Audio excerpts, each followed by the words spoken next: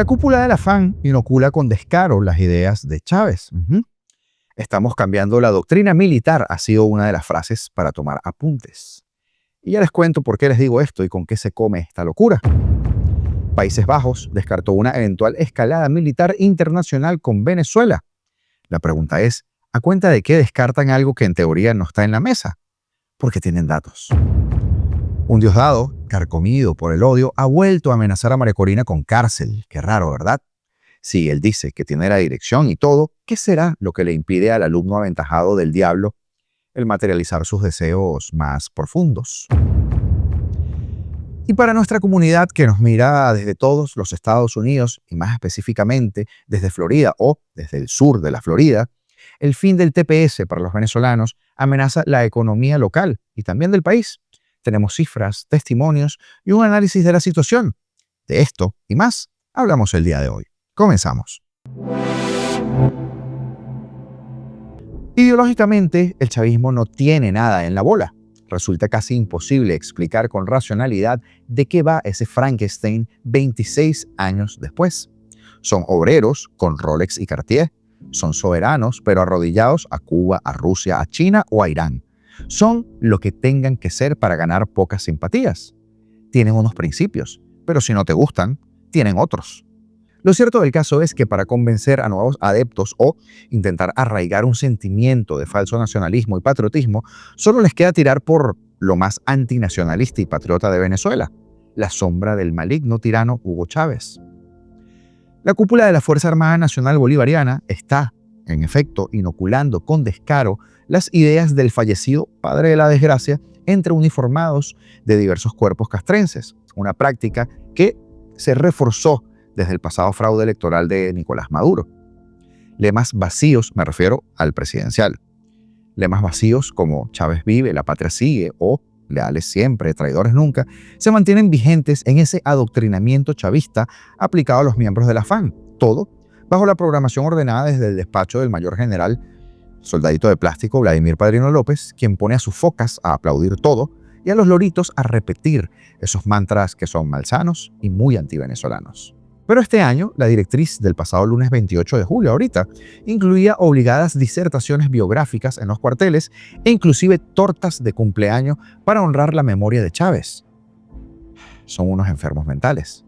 Por ejemplo, desde la Escuela de Capacitación Aeronáutica Mayor Pedro Lanz Rodríguez, en el estado Nueva Esparta, se llevó a cabo un conversatorio dirigido por el general de división Rodolfo Benítez Velázquez, director de adiestramiento de la Red Marítima e Insular. Estamos cambiando todo el concepto y la doctrina militar en Venezuela. Tenemos que convertirla en un país inexpugnable, blindado por dentro y por fuera. Y para ello es necesario darle vida y forma a la guerra de todo el pueblo. Cuando hablamos de la guerra de todo el pueblo, es la integración de esa milicia que hoy nos enorgullece que estén aquí, y de esos principios también chavistas, como es la guerra popular prolongada. Nuestro talón de Aquiles para combatir a cualquier potencia extranjera. De tal manera que espero con estas cortas palabras, con esta cita, puede dar una remembranza del metropolitano que puede defender y recordarlo hoy, en el proceso que ya es 31. A ese hombre que transpoló las fronteras. Ese era Benítez, a decenas de subalternos que tuvieron que escuchar esa especie de mondongo ideológico en la infame conmemoración del natalicio de Chávez. Por su parte, el vicealmirante Andrés Arbeláez Duarte, segundo comandante de la Red Marítima e Insular, no se podía quedar atrás. Y gracias a ellos nos encontramos todos aquí reunidos el día de hoy. Lo más importante de ese legado fue que él rescató el ideario bolivariano. Aquellas ideas que el Bolívar que recordábamos el pasado 24 de julio, rememoramos también de ese natalicio, es decir, que es una transpolación que viene históricamente desde esa época colonial y que nuestro comandante Hugo Chávez analizó, rescató y sembró en la conciencia de cada uno de los que aquí nos encontramos y más allá, de todo el pueblo venezolano. Uno de sus tantos pensamientos, por lo menos lo que más me gusta a mí, y quiero cerrar esta corta intervención, esta reflexión, es una que dice: el arma más poderosa de un soldado es la conciencia patria. Y todos nosotros aquí, en perfecta fusión popular, militar y policial, eso es obra de Hugo Chávez. Eso es obra de él. De que estemos unidos, que estemos funcionados. Ese es su legado. Porque solamente unidos nosotros podemos vencer al enemigo imperial como se logró en aquella época. ¡Chávez vive! ¡Unido! Sería lindo que los fueran a visitar si tanto lo quieren y se unieran a él y dejaran de jorobarnos a los venezolanos. Eso sí lo digo yo, no lo dice él. A continuación, todos los uniformados fueron obligados a levantar la mano derecha y vociferar los lemas vacíos y correspondientes y que además poco tienen que ver con los mandatos constitucionales dirigidos a la FAN. Otro ejemplo de esto se observó en el Salón de Reuniones de la Zona Operativa de Defensa Integral número 31 en el estado Apure, donde el segundo comandante de ese cuerpo, el general de división Larry Davis Pirto, encabezó un conversatorio para conmemorar el nacimiento de, según él, el segundo hombre más importante de esa patria, de esta patria, de nuestra patria, qué sé yo. Su comandante supremo y eterno, Hugo Rafael Chávez Frías. Menuda garganta que debe tener la aceituna esa.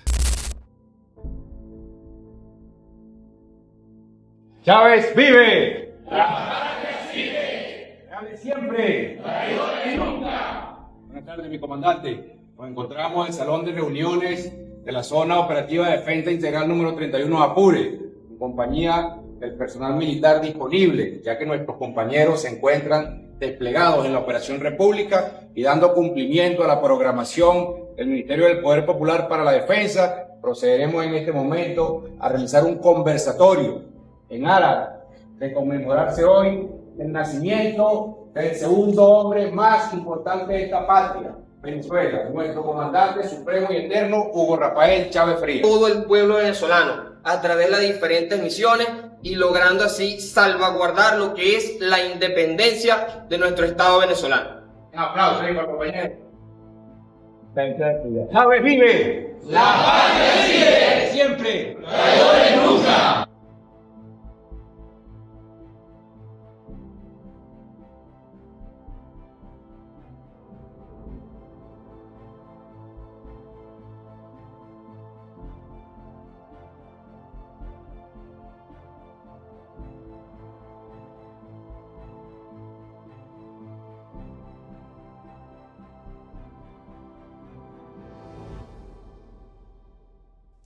Las caritas, como vieron, son un poema. Los efectivos militares que participaron fueron premiados con aplausos cada vez que enaltecían a Chávez. Y la cita cerró con la repartición de una torta de cumpleaños con una fotografía del último mitin político del tirano. Es costumbre que el ministro de la Defensa, quien pronto, por cierto, cumplirá 11 años en el cargo, vocifere sin vergüenza consignas chavistas en actos públicos. En redes sociales abundan videos publicados por los cuerpos castrenses en los que se observa, sin censura, el adoctrinamiento chavista, que incluye proyecciones de los discursos políticos de Maduro, que de político muy poco, sin posibilidad a que los uniformados se nieguen a asistir. En el pasado, la cúpula de la FAN ha usado a uniformadas, recordamos recientemente, para lanzar campañas mediáticas contra la líder opositora María Corina Machado. Asimismo, el mayor general Domingo Hernández Lares ha mostrado su servilismo ante el embajador iraní en Caracas, Ali Cheghini. Según los datos aportados por el Foro Penal, en Venezuela hay al menos 169 militares detenidos arbitrariamente por motivos políticos, en contraste con los 684 civiles. Son muchos los ejemplos que desnudan el interés de la FAN por reforzar el adoctrinamiento que ha inoculado durante décadas en la mente de los soldados, quienes solo deberían servir al pueblo venezolano y no a ninguna parcialidad política, pero hacen todo lo contrario. Al respecto, el artículo 328 de la Constitución venezolana establece que la FAN es una institución sin militancia política. Era. Pero eso que vio es la Fuerza Armada al día de hoy, un prostíbulo de sujetos disfrazados de aceituna con hueso, al servicio no, al servilismo de una revolución putrefacta que no hay por dónde agarrarla. Y sí, permítame decir, qué asco dan los militares. Y hablando de asco, cada vez que Diosdado anda nervioso, apela al mismo show que va a meter presa a María Corina, una táctica muy manoseada en el último año que ya vimos lo que sucedió cuando se tiraron ese intento el 9 de enero que causó que, por cierto, Donald Trump hablara por primera vez en ese momento del tema de Venezuela en mucho tiempo, con una publicación en su red social Truth Social, enviando ese mensaje de no tocar a María Corina. Pero cada vez que el narcoministro apela a esto, es una especie de barómetro que mide en este caso la presión de los narcoterroristas cuando sienten que la justicia les está respirando en la nuca. Amenazar con huir hacia adelante y llevarse todo por el medio al fragor de la estampida. El miércoles, el capo de la droga en su espacio para el acoso, la intimidación, la burla y la amenaza, con el mazo dando, volvió con el temita, sin percatarse en ese caso, que solo queda como el perrito que ladra pero no muerde. No digo que no tenga ganas de hacerlo, pero por lo que sea, no lo ha hecho, ¿verdad? En programas anteriores hemos analizado este tema que va desde la necesidad de tener una contraparte ideológica a la cual achacarle las culpas y además de resaltar las disminuidas condiciones de su rival para aparentar su superioridad. Pero también eso va hasta el miedo a que, cumpliendo con uno de sus deseos, se cruce una línea de no retorno. Lo cierto es que les comento esto porque cada vez que eso pasa, se viene un nuevo libreto de represión pura y dura y de secuestros masivos. Así que hay que cuidarse y hay que estar pendientes. El Reino de los Países Bajos emitió una nueva alerta sobre los posibles impactos de la situación venezolana en la región suramericana y también en la parte caribeña. Según la evaluación de amenazas de actores estatales 2025, nuestra Venezuela es visto como un factor de riesgo por 3 razones. La posibilidad de nuevas olas migratorias, una expansión de la criminalidad y por último, incidentes armados con países fronterizos. De este, el menos quizá. Este reporte es emitido cada 3 años en forma conjunta por el Servicio General de Inteligencia y Seguridad, AIVD, por sus siglas en neerlandés, el Servicio de Inteligencia y el Servicio de Seguridad Militar, así como el Coordinador Nacional de Lucha contra el Terrorismo y Seguridad, el NCTV. La mayor parte del documento se dedica, por supuesto, a analizar los posibles impactos entre los conflictos más grandes, Rusia y Ucrania, donde los neerlandeses han asumido un respaldo a Ucrania, y el de Israel e Irán, en el que se muestra una posición un poco más cauta, aunque mirando con preocupación el desarrollo iraní de la industria de aeronaves no tripuladas, que las hacen en Venezuela. En ese contexto, se hace una referencia a las amenazas contra la parte caribeña del reino, en especial en lo que atiende a la relación entre Aruba, Curazao y Bonaire con Venezuela. Esto en la etapa posterior a la elección presidencial del 28 de julio de 2024. La parte caribeña del Reino de los Países Bajos, concretamente las islas ABC, Aruba, Curazao y Bonaire, siguen viéndose directamente afectadas por la situación política, económica y humanitaria de Venezuela. La relación entre los Países Bajos y Venezuela es tensa, en parte porque el reino no reconoce la victoria que Nicolás Maduro reclamó y se autoproclamó en las elecciones presidenciales, y eso lo indica el documento. A pesar de las tensiones, el Servicio de Inteligencia ve poco probable que haya una escalada militar entre Venezuela y el reino o las islas del Caribe neerlandés. El último incidente militar que involucró a entidades neerlandesas ocurrió el 30 de marzo de 2020, cuando el buque Resolute colisionó contra una patrulla de la Armada y la hundió. Así de hábiles son. La nave, para entonces registrada en Portugal, tomó rumbo a Curazao. Posteriormente, el régimen exigió una indemnización ante los juzgados de esa isla. De la misma forma, el gobierno neerlandés ha tomado nota del creciente conflicto con Guyana, lo que ha ocasionado un despliegue de fuerzas venezolanas en las fronteras marítimas y terrestres al oriente del país. Pero usted sabe, para ladrar, pero no morder. El informe neerlandés advierte que la creciente inestabilidad en Venezuela puede tener consecuencias para Aruba, Curazao y Bonaire, por ejemplo, en la forma de migración y delincuencia transfronteriza. Se considera que una nueva ola migratoria pondría en jaque a los servicios públicos de estas islas e igualmente sobre la estabilidad social y la economía. Según el Buró Central de Estadísticas de Curazao, por ejemplo, la población de origen venezolana ha sido la de mayor crecimiento en términos relativos durante la última década. Para la plataforma RAF o R4B, que evalúa el proceso de diáspora, el número de migrantes venezolanos en Aruba y Curazao suma 23.000. Las cifras de Bonaire no están disponibles. Sin embargo, se reporta un incremento en el flujo de personas que navegan desde la fachada norte venezolana hacia estas islas. Los servicios, por ejemplo, de los centros médicos y el sistema judicial son de pequeña escala y por lo tanto son vulnerables, indica la evaluación. Informe que salta a la vista no solo por el desencuentro entre las autoridades neerlandesas y venezolanas, sino porque también dibuja lo que a ciencia cierta implica seguir teniendo a un dictador como Maduro en el poder. Y 2 meses después que la Corte Suprema de los Estados Unidos confirmara la autoridad de la administración Trump para poner fin a las protecciones de deportación para los venezolanos, las empresas en el sur de Florida, hogar de la mayor población venezolana en este país, están sintiendo ya la presión. ¿Cómo le dices a un empleado que tiene que regresar a Venezuela? Aquellos que se fueron no lo hicieron porque quisieron, se fueron por necesidad, dijo Mario Benedetti, un venezolano estadounidense propietario de varios concesionarios de automóviles en el sur de Florida que emplea a más de 100 compatriotas venezolanos. Si nuestro país no hubiera pasado por una crisis política y económica tan grande, todavía estaríamos allí, ha dicho Benedetti, de 61 años, empresario estadounidense también, que opera varios concesionarios de automóviles en el sur de Florida, incluido el South Day Kia, en medio de la creciente incertidumbre para los migrantes bajo la administración de Trump. Benedetti está trabajando para apoyar a sus empleados venezolanos con el TPS y con solicitudes de asilos pendientes. Un aplauso para ti, Benedetti, chapó. Benedetti, como les decía, ciudadano estadounidense naturalizado y es la tercera generación de una familia venezolana con más de un siglo de tradición en la industria automotriz en la región oriental de Venezuela. Él dejó el país en 2009 para comenzar de cero en el sur de Florida. Desde entonces, ha construido y expandido una red de concesionarios de automóviles que representan a Toyota y Kia, junto con un taller de pintura certificado que da servicios a esas marcas automotrices. Él es un ejemplo de la mayoría de los venezolanos de bien, de los que vinimos a trabajar.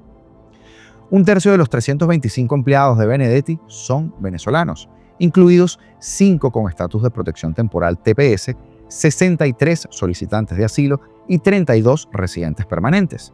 Benedetti dijo que la única opción para él es ayudarlos a obtener un estatus migratorio. Ahora está explorando certificaciones laborales basadas en el empleo, no solo para los titulares del TPS, sino también para los solicitantes de asilo, que representan aproximadamente el 20% de su fuerza laboral. Esa es una carga económica que tengo que asumir, dijo, y agregó que la anulación del TPS por parte de la administración ha perturbado todos los aspectos de su negocio, generando una profunda incertidumbre, especialmente en torno al vencimiento de los permisos de trabajo. Qué buena labor la de Benedetti. La decisión de cancelar el TPS, que otorgaba permisos de trabajo a muchos de los 607.000 venezolanos beneficiarios, ha conmocionado a Miami y por supuesto a sus alrededores. Como el grupo migrante más grande de Estados Unidos con TPS, los venezolanos tienen un impacto económico significativo, aportando aproximadamente, y escuche bien usted, 11.500 millones anuales a la economía de este país, según la FWD, una organización sin fines de lucro dedicada a la reforma migratoria. Venezuela fue designada en 2021 para el TPS, un estatus migratorio temporal otorgado a ciudadanos de países que enfrentan condiciones inseguras para regresar. ¿Ha cambiado eso? No, ha empeorado. Esto debido a una grave crisis humanitaria marcada por la inestabilidad política, económica, abusos generalizados de derechos humanos y altos niveles de violencia. El gobierno de Biden amplió el TPS en 2023 y lo extendió hasta 2026, pero recordamos que el gobierno de Trump revirtió la extensión y la Corte Suprema confirmó esa decisión el 19 de mayo, despojando inmediatamente las protecciones a aproximadamente 350.000 personas. Se prevé que otras 257.000 personas pierdan su estatus de protección el 10 de septiembre. Retribuyendo a los Estados Unidos, Benedetti estuvo entre varios empresarios venezolanos que se reunieron la semana pasada en mi querida Universidad FIU para el lanzamiento de la encuesta de Venezuelan Business Power o Poder Empresarial Venezolano, una iniciativa que es liderada por la Venezuelan American Chamber of Commerce of the United States con sede en Coral Gables, destinada a capturar un panorama completo del emprendimiento venezolano en los Estados Unidos. Como uno de los patrocinadores de la encuesta, Benedetti dijo que la iniciativa busca desafiar los estereotipos negativos que rodean a los inmigrantes venezolanos. Para mí es crucial que la gente entienda que los venezolanos no somos criminales. No vinimos aquí a quitarle al Estado, vinimos a contribuir, a ayudar a este país a crecer. La mejor manera de agradecer la oportunidad que nos ha brindado Estados Unidos es retribuyendo. Necesitamos restaurar la dignidad de los venezolanos cuya reputación ha sido injustamente atacada. El presidente de la Cámara, Leonardo Trecci, declaró al Herald que casi todas las industrias del sur de Florida, desde la automotriz y las finanzas hasta los servicios, dependen de trabajadores venezolanos. Muchos son especializados y están altamente capacitados, afirmó. Si los despiden, no solo perjudicará a esos trabajadores, sino también a las empresas que invirtieron en ellos. La Cámara estima que, según las tendencias nacionales de emprendimiento hispano, que muestran que el 7% de los hispanos son dueños de negocios, podrían haber más de 70.000 empresas de propiedad venezolana en todo el país. Se cree que estas empresas podrían emplear a más de 420.000 personas y aportan aproximadamente 63.000 millones anuales a la economía estadounidense a través de la facturación, los salarios y el impacto general en el PIB. En el sur de Florida, la industria alimentaria, un sustento cultural y económico para los inmigrantes venezolanos, ya está sintiendo las consecuencias. Desde los food trucks, los camiones de comida, hasta los restaurantes tradicionales, los restaurantes de propietarios venezolanos no solo ofrecen comida tradicional, sino que también brindan empleo a otros migrantes. Muchos propietarios, en particular aquellos con TPS, dicen temer convertirse en el blanco del Servicio de Inmigración y Control de Aduanas, el ICE. Es probable que Florida cargue con la peor parte de las consecuencias del fin del TPS. Casi la mitad de todos los venezolanos que tenían protecciones contra deportación viven en el estado, según el economista Michael Clemens, profesor de la Universidad George Mason, quien basó sus hallazgos en los datos de la Oficina del Censo de los Estados Unidos. Clemens estima que un tercio de las 350.000 personas que ya han perdido protecciones del TPS se encuentran en Florida. Muchos también pueden haber perdido sus permisos de trabajo. Si bien muchos titulares de TPS siguen legalmente autorizados para trabajar a través de otros procesos migratorios como solicitudes de asilo, no hay datos públicos que confirmen cuántos aún tienen una autorización válida. El análisis de Clemens muestra que los trabajadores venezolanos con TPS están concentrados principalmente en industrias basadas en servicios, donde el sector de la hospitalidad y la recreación emplea la mayor parte con un 16,3%, seguido de cerca por el comercio minorista con un 15,3%. Otros sectores importantes incluyen servicios profesionales y científicos, un 13,4%, construcción, un 11,2%, atención médica y educación, con un 10,5%. A diferencia de otros grupos de migrantes, los venezolanos rara vez se emplean en la agricultura o en los trabajos rurales. Clemens dijo que existe la percepción de que los puestos de camarera, limpiadora o cocinera son fáciles de cubrir, pero en realidad esos trabajadores son indispensables. Por eso, investigaciones en Estados Unidos han revelado que la deportación masiva viene seguida de una reducción de las actividades comerciales. No podía ser de otra manera. 1 de cada 10 venezolanos beneficiarios del TPS trabaja por cuenta propia, mientras que la mitad trabaja por un salario. El resto no está empleado actualmente y un grupo que incluye a niños, jubilados, estudiantes y otras personas fuera de la fuerza laboral se incluyen allí. El fin del TPS no solo afecta a las familias, sino a industrias enteras y gobiernos locales en toda Florida. Desde Orlando hasta Miami, los despidos, la incertidumbre legal y la inestabilidad empresarial están en aumento. Grandes empresas como Disney, por ejemplo, despidieron a 45 empleados venezolanos tras la decisión de la Corte Suprema. Un portavoz de la empresa afirmó que los trabajadores afectados recibieron licencia con beneficios para garantizar el cumplimiento de la ley migratoria. El Miami Herald, por ejemplo, habló con 10 negocios del sur de Florida, propiedad de venezolanos o que atienden a venezolanos. La mayoría pidió no ser identificado por temor a represalias de las autoridades migratorias, pero todos coincidieron en una preocupación. Los venezolanos no son solo empleados, también son clientes. Ya se está sintiendo una fuerte caída en el gasto de los consumidores y muchos temen que las repercusiones se profundicen en múltiples sectores, debilitando por supuesto a la economía de la región. Alexander Rueda, director ejecutivo de Pana New Latino Food, una empresa fundada en el año 2000 por una familia venezolana en Weston y ahora un referente de la cocina latinoamericana en el condado de Broward, afirmó que el impacto va más allá de su plantilla, una cadena muy famosa para los que vivimos en Miami. Más que un impacto directo en nuestros empleados, el mayor impacto es en los consumidores, afirmó. La demanda de los consumidores ha cambiado. Muchos ahora destinan parte de su presupuesto a los procesos migratorios en lugar de salir a comer o gastar como antes. En los últimos 25 años, Pana ha pasado de ser un pequeño local de comida en una gasolinera a una próspera empresa con, escuche bien esto, 5 restaurantes, 3 en Broward, 1 en Miami-Dade y 1 en el condado de Orange, además de 2 fábricas de producción de alimentos en North Miami Beach y en Miami Gardens. La empresa produce 4.6 toneladas de alimentos diarios para varias marcas y actualmente emplea a 246 personas. En 2024, Pana reportó $46 millones en ventas anuales y se espera que supere esa cifra en 2025. Sin embargo, como les decía, la suspensión del TPS está empezando a afectar la empresa debido a la disminución del gasto de los consumidores en sus restaurantes. Rueda afirmó que la demanda en los locales de Pana ha caído un 20% en los últimos 3 meses. Alexander Rueda, director ejecutivo de Pana New Latino Food, empresa fundada en el año 2000 por una familia venezolana en Weston, ha observado una disminución en el consumo de sus restaurantes tras la suspensión del TPS para los venezolanos. Rueda, de 54 años, al igual que Benedetti, patrocinador de la encuesta de la Cámara, enfatizó que los venezolanos son más que ese estigma ligado a la pandilla Tren de Aragua, dijo, refiriéndose a la banda criminal. Somos emprendedores, educados y contribuimos significativamente a la economía. La alcaldesa de Miami-Dade, Daniela Levin Cava, dijo que está profundamente entristecida por el posible impacto de la terminación del TPS en los más de 300.000 venezolanos que viven en el condado.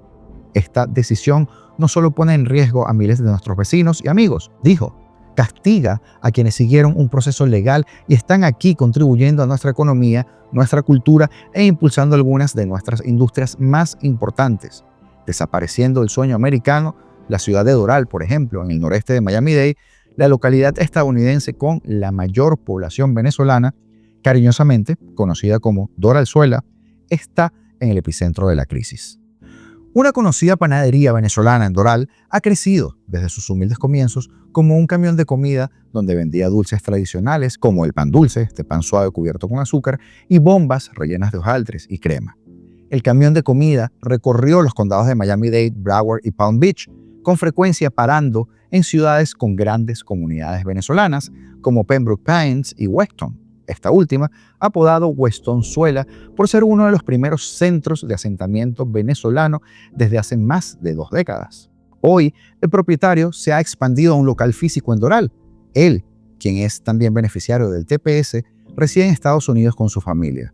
Antes de obtener la protección contra la deportación en 2021, habían intentado solicitar una visa de inversionista.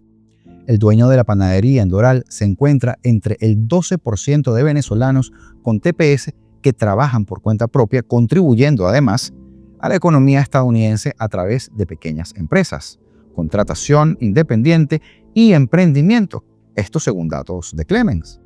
Al igual que miles de venezolanos en Estados Unidos, el dueño de esa panadería en Doral tiene un caso de asilo pendiente, presentado en 2018. Tras años esperando una entrevista de asilo, el TPS le brindó a su familia la estabilidad que tanto necesitaba, pero que ahora se está desvaneciendo. A pesar de la incertidumbre, sigue al frente de su panadería y sueña con abrir una segunda sucursal en Weston. Lo que hacemos todos los emprendedores y los empresarios, tratar de expandirnos. Pero teme haberse obligado a abandonar los Estados Unidos. La promesa de estabilidad se desvanece, dijo, y con ella el sueño americano. Regresar a Venezuela no es una opción para él. El país que dejé ya no existe, dice, citando violencia, la crisis humanitaria del país y la persecución política. Teme por la seguridad de su familia, además de perder su medio de vida. La protección del TPS podría expirar en septiembre si un tribunal federal de distrito no decide extender las protecciones contra la deportación. El litigio continúa en varios tribunales federales, porque el fallo de la Corte Suprema no abordó los fundamentos de una demanda que impugna la política de revocación del gobierno. Pero el miedo también se está extendiendo a las oficinas gubernamentales. En Doral, La alcaldesa Cristi Fraga dijo que la ciudad ya tuvo que despedir a un empleado en la aplicación del código cuyo permiso de trabajo expiró después del fallo de la Corte Suprema. Varios empleados municipales más podrían enfrentar la misma suerte en septiembre. Fraga, una republicano-cubano-americana, advirtió sobre consecuencias más amplias. Probablemente veremos que propiedades inundarán el mercado, haciendo que bajen los precios. Los negocios pueden tener dificultades para encontrar trabajadores o cerrar, dijo. Existe un riesgo real que las personas trabajen ilegalmente o terminen sin hogar.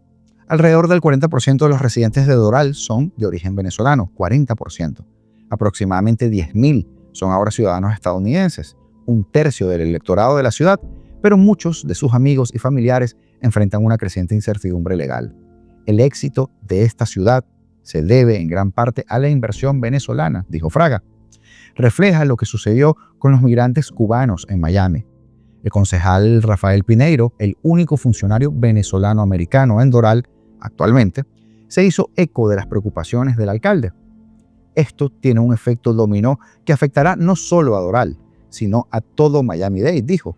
Los dueños de negocios podrían verse obligados a vender sus casas y negocios, todo lo que construyeron legalmente mientras contribuían a esta comunidad. El republicano Pineiro criticó la decisión del gobierno de Trump de cancelar el TPS para Venezuela, argumentando que se basó en una evaluación errónea de que las condiciones allí habían mejorado. Venezuela no ha mejorado. Venezuela ha retrocedido, dijo. El régimen es más opresivo que nunca. A medida que se desmantelan las protecciones del TPS, miles de venezolanos en Florida y en todo el país enfrentan decisiones difíciles: quedarse y arriesgarse a ser deportados, intentar encontrar otra vía legal o huir nuevamente. Más del 66% de los venezolanos en Estados Unidos, una comunidad que ahora supera las 903.000 personas, estaban protegidos por el TPS. A pesar de su creciente número, los venezolanos siguen siendo uno de los grupos de inmigrantes con menos probabilidades de naturalizarse como ciudadanos estadounidenses. Según Migration Policy Institute, centro de estudios no partidista, una razón clave es que la mayoría de los venezolanos son recién llegados. El 74% ha llegado a Estados Unidos desde 2010, en comparación con el 35% de todos los migrantes. Los venezolanos, al igual que otros migrantes, comparten la mesa con familiares estadounidenses y un número significativo tiene hijos con ciudadanos estadounidenses, declaró Clemens. Por eso, la precariedad de la vida de los venezolanos y la posible deportación de más de 600.000 personas no se limitan a perturbar la vida de los inmigrantes. Se corre el riesgo de tener un efecto disuasorio que se extenderá a todos los ámbitos de la sociedad estadounidense. Y mientras esto se sigue discutiendo en las cortes, este programa ha llegado a su final, esperando que sea del agrado de todos ustedes, como siempre. Saludos especiales a Javier Peiro. Gracias por la confianza y por hacerte miembro del canal. Tu aporte nos ayuda en esta labor diaria. Y gracias, obviamente, a cada uno de ustedes, sobre todo a los que están escuchando esto porque llegaron al final del video, y eso también nos ayuda a crecer. Suscribirte, comentar, darle like a los videos y compartirlos con tus allegados es gratis y es una manera excelente que tienes para ayudarnos. Además es sencillo porque los botones están acá abajo. Esto es Apolítico. Si aún crees que podemos cambiar el destino de nuestro país, suscríbete y sigamos peleando juntos. Libertad o nada.